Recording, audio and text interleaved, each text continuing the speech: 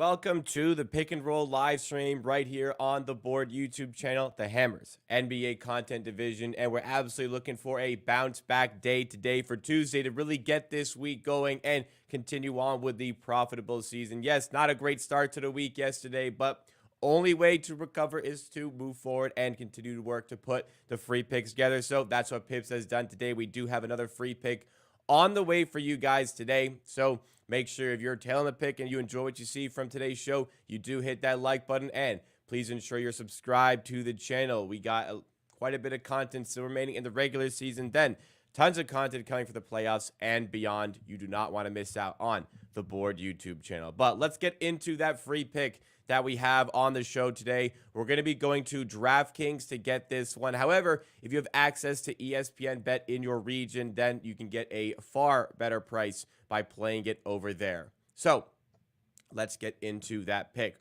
We're going to go to the Lakers game against the Milwaukee Bucks. And actually, this one is adjusted to an even better price than I'll have displayed in the graphic here. We're going to be getting minus 115 odds at DraftKings for Giannis, 5+ assists, and Chris Middleton, 12+ points. Lakers will be in town for this one. Again, minus 115 at DraftKings. It was just minus 120, so we're getting the price that we wanted. And if you have access to ESPN Bet, you can play at minus 108 instead. Okay, Pips, let's go over to you. What do you see here that's going to limit Giannis's ability to score, but perhaps help out with Middleton? Yeah, since Duck took over, Giannis assists skyrocketed. Skyrocketed. The highest assist numbers in his career. If you take a look at the graphics over the last, I think it's 2 months. He is crushing this line. He is over in 16 out of 18 games in 25 or more minutes. Lakers are probably the best matchup out there, as they allowed second most assists in the entire league. So yeah, this is a great matchup. As we can see, one of the highest points on the graphic is the game against the Lakers, where he had last time they played, he had 12 assists. So yeah, this is just a great spot. High pace game. We saw like Pacers and Lakers to almost 300 points in the game. Last time Bucks and Lakers played, it was 250-point game. Yeah, high pace game, and Lakers defense is not great. And yeah, I just think Giannis is in a spot. And also, they send a lot of doubles on him, and he's trying to post up against smaller players. They send double, and he's running transition. They build a wall in front of him. So it's easy to just kick out to Chris Middleton, to Malik Beasley, pick and rolls with Damian Lillard, and drop off to Lopez and stuff like. He had easy 12 easy assists on 19 potential assists in the last game against the Lakers.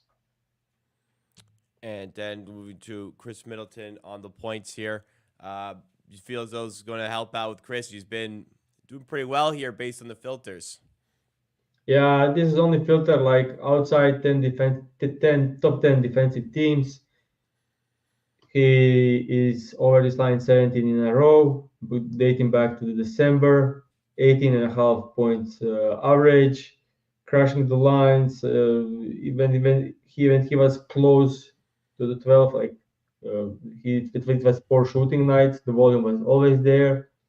Lakers Lakers may be the best matchup in the league for Chris Middleton, as they are a good rim protection, and he's like good paint protection. I'll say, as the Lakers allow like average points in the paint. Everywhere else they are way below average, and Chris Middleton scores only 30% of his point from paint, 31% from mid range, where Lakers allow fifth most, 30% from above the break three, where Lakers allow second most.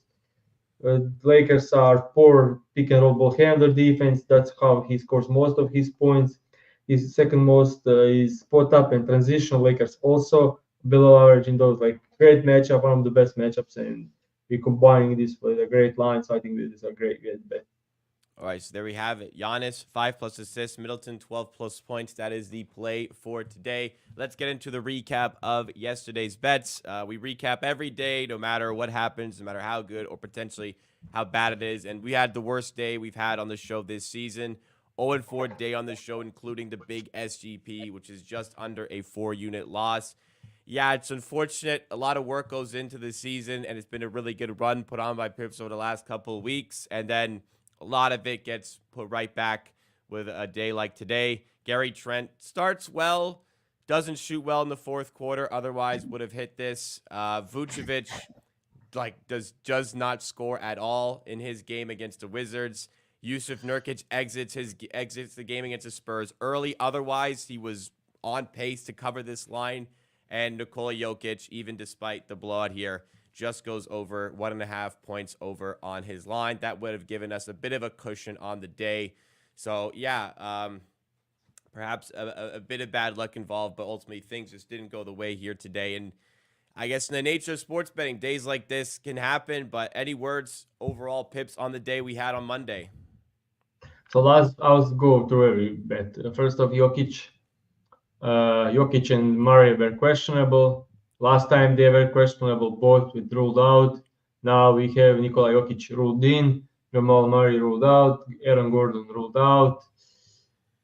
Poor team, like they decided to shut down Michael Porter Jr., let Jokic go inside against Jaren Jackson Jr.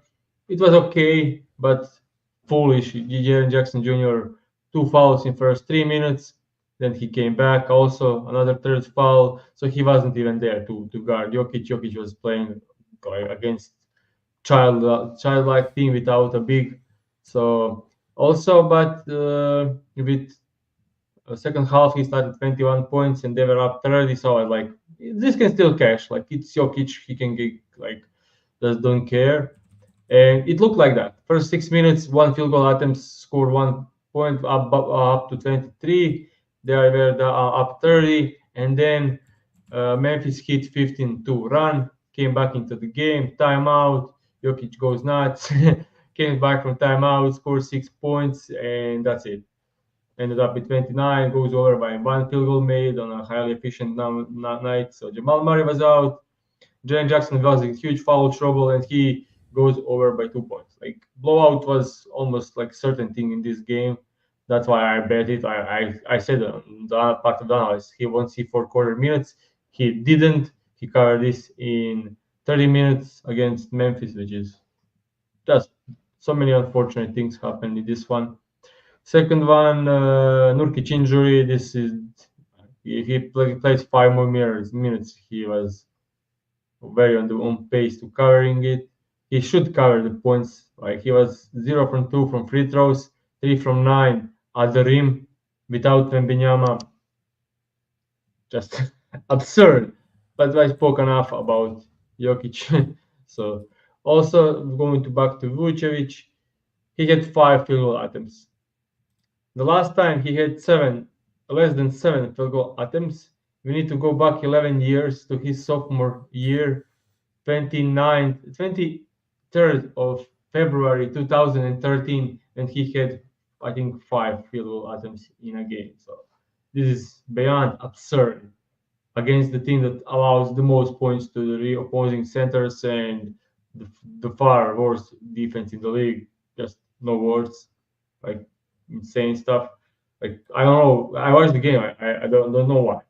I can't say why, but it is like it is. And Gary Trent Jr. 17 points in 3 quarters. So I was like, okay, this should be comfortable. See, so game 2 games before that he played 33 minutes in a blowout to 30 points blowout.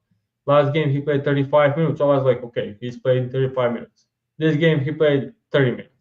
I mean, 5 minutes is a lot when someone is close to the line. Like 5 more minutes means maybe 2 more field goal attempts, and that's the deal. He shot below average efficiency, which is okay. That Gary Trent Jr. Nothing surprising there, Yeah. but yeah. I also in that game I was a bit surprised how some other guys were just going at it, like Freeman Liberty, 12 field goal attempts, and Agbaji also had some above average usage than more field goal attempts than I expected. And the game was that's on me probably. That's on me, but the game was slow as fuck. Like that's absurd. That's true. It Like was every the every Raptors only had yeah 88 points as well in this yeah game, and Brooklyn won by 8. Didn't even crack yeah. This 100. So was yeah. one of the slowest paced games of the season, so that didn't help at all because Gary is motion guy that can score from transition. So yeah, that's maybe that was my maybe borderline bet when I look at the game, like maybe not the greatest bet. Looking at the pace, kind of could be expected. Two poor teams switching on defense means a long possessions and slow pace, and that wasn't great. But other three spots, I'll take any day again for sure. And tough days like days can happen, unfortunate as it is, but it's still been a profitable season, and we're looking to keep that going with the bet that we have on the way today for the show. That will do it for us on the show today. Again, the one play here, looking to get this week really going here, get us back on track, is in the Lakers and Bucks game. It is a minus 115 SGP at DraftKings or minus 108 at ESPN Bet. We took Giannis Antetokounmpo 5+ assists and Chris Middleton 12+ points. If you're betting this on ESPN Bet, it would be 11.5 points, 4.5 assists, but they mean the exact same things. That's all from us. If you're tailing the pick and enjoyed the show, make sure you hit the like button, subscribe to the channel for more NBA betting content right here on the Board YouTube channel. Me and Pips will be back, and we'll see you tomorrow for more from Pick and Roll.